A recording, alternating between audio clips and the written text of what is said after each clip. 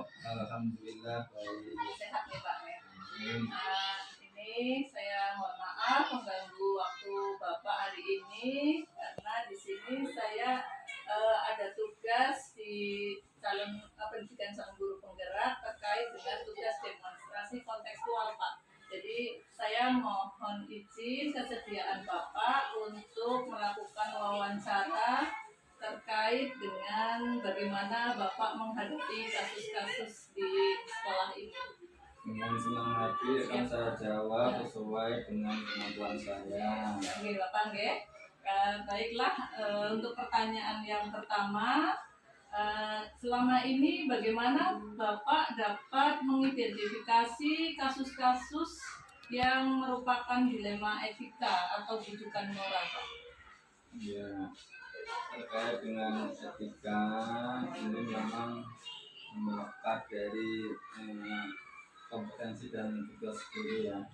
Nah, untuk di sekolah saya ini tentang etika secara umum tidak ada kendala secara umum.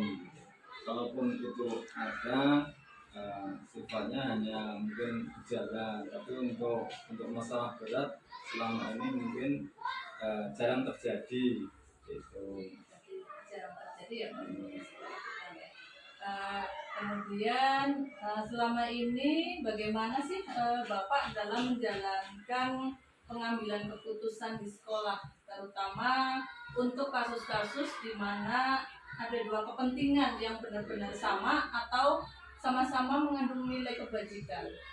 Ya, kalau ada dua kepentingan atau dua pendapat atau dua hal yang sama-sama benar dan sama-sama diperlukan, maka saya selaku pimpinan akan mengambil dari segi prioritas. Artinya di antara dua itu mana prioritas yang lebih penting itu yang akan kita kerjakan terlebih dahulu, baru nanti prioritas yang kedua. Jadi kami kalau ada dua hal yang itu sama-sama benar dan sama-sama diperlukan, maka yang kita lihat adalah dari segi prioritas dulu. Prioritas ya. Untuk selanjutnya, kira-kira langkah-langkah atau prosedur seperti apa yang biasa Bapak lakukan selama ini? Untuk prosedurnya, kalau terkait dengan etika, ini manakala ada suatu kejadian atau kasus, maka kita kan pelajari secara menyeluruh dulu. Setelah kita tahu permasalahan secara utuh, baru kita carikan solusi yang paling ringan resikonya dan paling baik manfaatnya. Baru yang ketiga, kita komunikasikan kepada hal yang bersangkutan agar etika itu bisa diperbaiki dan tidak terulang kembali di masa yang akan datang. Jadi ada 3 langkahnya nih Pak. Kemudian ini untuk pertanyaan selanjutnya, hal apa saja yang selama ini Bapak anggap efektif dalam pengambilan keputusan pada kasus-kasus, khususnya kasus dilema etika? Yang efektif itu ya jelas pencegahan. Pencegahan itu artinya kita sering melakukan sosialisasi, komunikasi, serta sering update tentang pelanggaran etika. Yang jelas kita lebih ke preventif daripada ke tindakan. Tapi kalaupun itu ada tindakan, sekali lagi kita akan mencari solusi dengan risiko yang paling ringan dan yang bersangkutan mengerti dengan sendirinya untuk tidak mengulangi di masa yang akan datang. Jadi tindakan preventif dulu ya, kemudian kita cari solusinya. Untuk pertanyaan selanjutnya, hal-hal apa saja yang selama ini merupakan tantangan dalam pengambilan keputusan pada kasus-kasus dilema etika? Kalau tantangan ya tentu ini berkaitan dengan harga diri seorang ya, sehingga kita memang masalah etika dan ini terkait dengan pribadi seorang itu memang harus berhati-hati, karena kalau kita tidak tepat dalam pendekatannya maka yang bersangkutan akan disinggung, kemudian tidak bisa menerima, dan masalahnya juga akan sulit untuk diurai. Jadi ini untuk tantangan besarnya adalah metode atau pendekatan yang tepat terkait dengan kepribadian serta karakter seseorang supaya dalam penanganan masalah ini tepat. Gitu. Jadi penanganannya harus tepat, maka metodenya pun harus sesuai ya Pak. Betul. Karakter. Oke, untuk selanjutnya ini ada apakah Bapak memiliki sebuah jadwal tertentu dalam penyelesaian? Apa ada langsung penyelesaian di tempat atau memiliki jadwal untuk menyelesaikannya? Mungkin dalam bentuk prosedur seperti apa yang dijalankan? Tergantung kasusnya. Kalau kasusnya itu memang sangat darurat, maka penanganannya harus secepat dan seefektif mungkin. Tapi kalau masalahnya itu tidak darurat, ya nanti biasanya kita buat jadwal atau kita buat kesepakatan untuk penyelesaian tidak di waktu itu, tapi di waktu yang tepat antara kepala sekolah dengan yang bersangkutan. Lagi ini untuk penanganan tergantung dari sisi daruratnya, darurat apa tidak. Kalau kasusnya biasa bisa langsung ditangani ya Pak. Kalau berarti ada jadwal-jadwal tertentu. Oke, untuk selanjutnya, adakah seseorang atau faktor apa yang selama ini mempermudah atau membantu Bapak dalam pengambilan keputusan di kasus-kasus dilema etika? Kalau seseorang ya tentu kita punya pengawas. Nah, sehingga ketika ada permasalahan terkait etika ini, biasanya kita diskusi dengan pengawas sekolah. Tapi juga kita punya tanggung jawab sama kepala sekolah dalam satu komunitas, itu juga punya pengaruh bagi saya dalam mengambil keputusan, serta mungkin referensi yang lain. Tadi bahwa ada apa namanya antara pengawas dan penanggung jawab untuk bisa membantu dalam pengambilan keputusan ya Pak. Untuk pertanyaan selanjutnya, dari semua hal yang telah Bapak sampaikan tadi, pembelajaran apa sih yang dapat Bapak petik dari pengalaman Bapak dalam mengambil keputusan terkait dilema etika? Ya, menurut kami pelajaran itu sih pencegahan itu lebih baik daripada kita harus melakukan tindakan. Itu yang pertama, sehingga preventif atau pencegahan itu harusnya dimaksimalkan. Kemudian yang kedua, apabila ada kasus etika, maka kita harus punya metode atau pendekatan yang tepat, karena kalau tidak tepat nanti masalah diselesaikan tapi akan menjadi semakin berkembang. Itu. Pencegahan dan juga tadi untuk ya, kedua kasusnya disesuaikan dengan metodenya ya Pak ya. Ya, terima kasih pertanyaannya, ini sudah luar biasa Bapak dalam menjawab ya, membantu sekali untuk tugas saya ini Pak.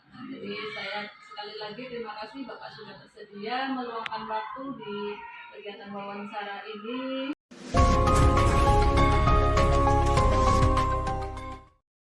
Assalamualaikum Bu Sri. Waalaikumsalam warahmatullahi wabarakatuh. Gimana kabarnya? Alhamdulillah baik. Perkenalkan, saya Novi dari SD Negeri Dampiak 2. Saya merupakan CGP Angkatan 11 dan hari ini saya meminta izin ke Bu Sri untuk bisa meluangkan waktunya sejenak supaya saya bisa mewawancarai Ibu terkait tugas saya demonstrasi kontekstual yang nantinya akan membahas kasus-kasus dilema etika. Apakah Ibu bersedia, Ibu? Monggo Bu Novi, saya ada waktu, silakan. Apa yang perlu ditanyakan, mungkin barangkali saya bisa menjawabnya. Iya, terima kasih Ibu. Bisa saya mulai wawancaranya nggak Ibu ya? Oke, yang pertama ini untuk pertanyaannya, selama ini bagaimana Ibu mengidentifikasi kasus-kasus yang merupakan dilema etika atau bujukan moral? Kita kan di sekolah tentu kita menghadapi beberapa kasus ya. Salah satunya mungkin kasus yang terkait dengan dilema etika atau bujukan moral. Saya itu biasanya mengidentifikasinya itu dengan mempelajari kasus apa, kemudian kita menyimpulkan kasus yang terjadi tersebut. Setelah kita tahu, baru kita bisa mengambil apa tindakan selanjutnya untuk menghadapi kasus-kasus tersebut. Baik Ibu, untuk pertanyaan selanjutnya, bagaimana Ibu menjalankan pengambilan keputusan di sekolah, terutama untuk kasus-kasus di mana ada dua kasus kepentingan yang sama, yang benar atau sama-sama mengandung nilai kebajikan? Iya, tentu saja kalau kita dihadapkan pada kasus lebih dari satu ya dalam satu waktu, karena kadang-kadang kan kita itu di sekolah tidak hanya 1-2 permasalahan ya, kadang kasus pun seperti itu. Maka dari kasus itu biasanya kita ambil skala prioritas. Artinya kasus mana yang harus lebih dulu kita selesaikan. Nah, yang lebih penting, yang mungkin lebih urgent, sehingga kita harus mengambil keputusan terlebih dahulu berdasarkan skala prioritas. Menggunakan skala prioritas ya, ditambahkan dulu yang mana yang harus kalau bahasanya harus urgent ya, sama gitu ya. Baik Ibu, untuk pertanyaan selanjutnya, langkah-langkah atau prosedur seperti apa yang biasa Ibu lakukan selama ini? Karena ini terkait dengan itu ya Mbak, kasus ya Bu Novi, maka tentu saja kita harus yang pertama itu ya mengidentifikasi dulu, mengidentifikasi pertanyaan etika yang terkait dengan tadi kasus-kasus tadi namanya dilema etika itu, ya. Kemudian kalau sudah beberapa itu, kemudian kita akan membuat daftar fakta yang relevan. Nah, setelah kita sudah tahu, otomatis kita juga harus mengidentifikasi pihak-pihak terkait yang berhubungan dengan kasus tersebut. Nah, baru kita bisa mengambil apa saja atau strategi alternatif yang harus kita lakukan. Ya, baru kalau sudah strateginya apa, maka kita apa yang harus kita lakukan, maka tindakan apa, kemudian tindakan. Itu pun harus ada pembenaran pilihan tersebut. Jadi tindakan itu yang mana yang, karena yang namanya etika itu kan terkait dengan beberapa hal. Jadi kita ambil pembenaran pilihan. Nah, kemudian bagaimana cara mencegahnya agar kasus-kasus itu tidak akan terulang kembali. Mungkin seperti itu, ya. Luar biasa ya Ibu ya. Jadi tadi ada 6 langkah ya untuk mengatasi permasalahan yang biasa dihadapi di sekolah Ibu ya. Baiklah, untuk pertanyaan selanjutnya, hal-hal apa saja yang selama ini Ibu anggap efektif dalam pengambilan keputusan pada kasus-kasus dilema etika? Yang jelas kalau keputusan itu tidak bisa diambil begitu saja nih Bu Novi ya. Kita harus berdasarkan, jangan kita karena sebagai pemimpin atau sebagai kepala sekolah terus kita mengambil keputusan sekarang PDW, kalau bahasa Tegal itu seperti itu ya. Tapi kita juga harus menggunakan beberapa prinsip. Kalau dalam etika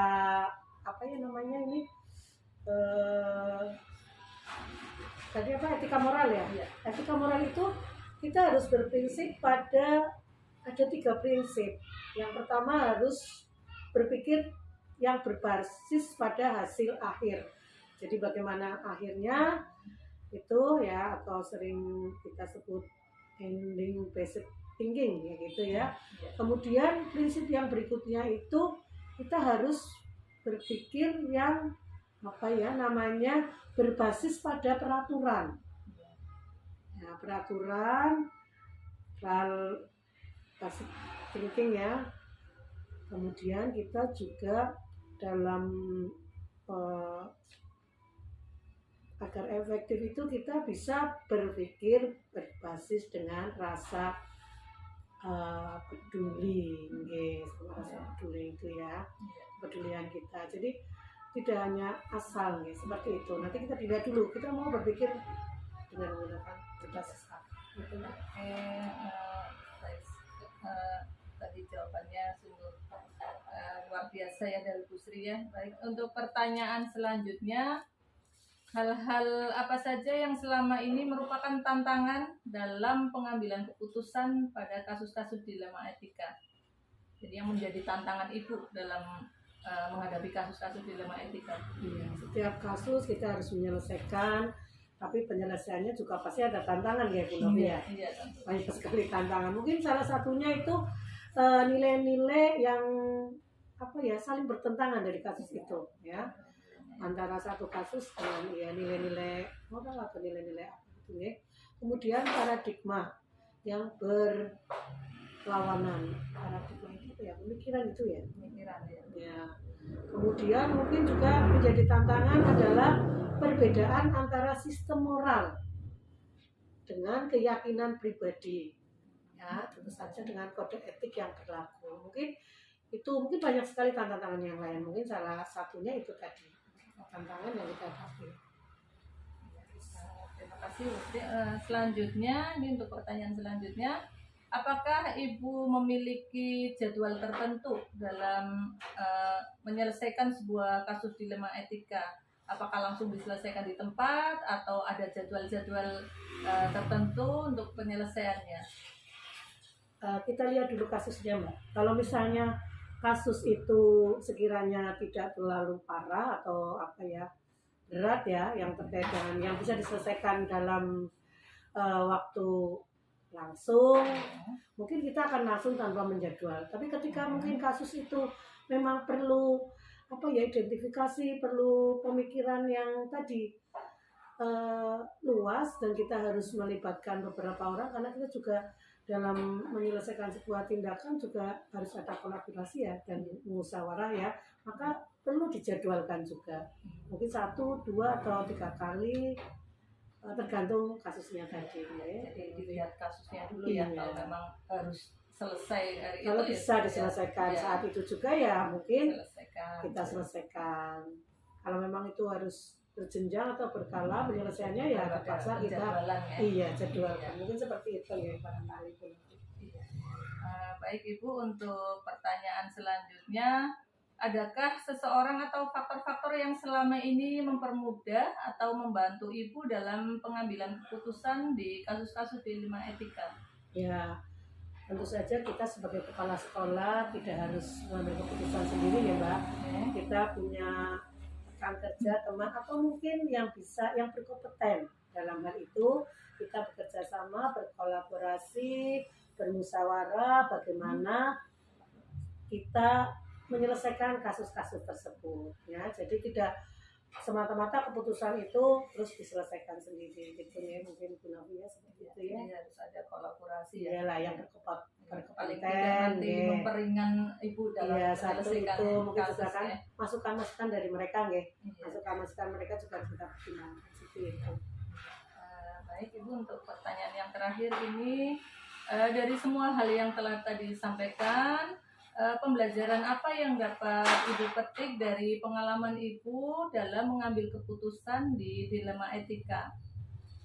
Tentu saja banyak sekali pembelajaran dari kasus-kasus yang sudah kita hadapi ya Bu Novi. Dari yang pertama kita bisa tahu apa saja kasus-kasus yang kita hadapi, kemudian kasus itu termasuk kasus yang berat atau ringan, atau dari kasus itu kita bisa mengambil keputusan apa yang harus kita ambil. Mungkin itu pembelajaran yang dapat kita petik ya dari pengalaman-pengalaman. Selain itu juga kita jadi bisa apa ya, dari kasus itu pencegahan ya, pencegahan jangan sampai terjadi atau terulang kembali kasus-kasus yang serupa atau kasus-kasus lain yang terkait dengan tadi etika moral atau rujukan moral, dilema etika atau rujukan moral itu ya, seperti itu mungkin. Terima kasih. Ini jawaban yang sangat luar biasa dari Ibu, dan ini juga membantu saya dalam menyelesaikan tugas saya di demonstrasi kontekstual terkait dengan pendidikan guru penggerak yang sedang saya lakukan itu.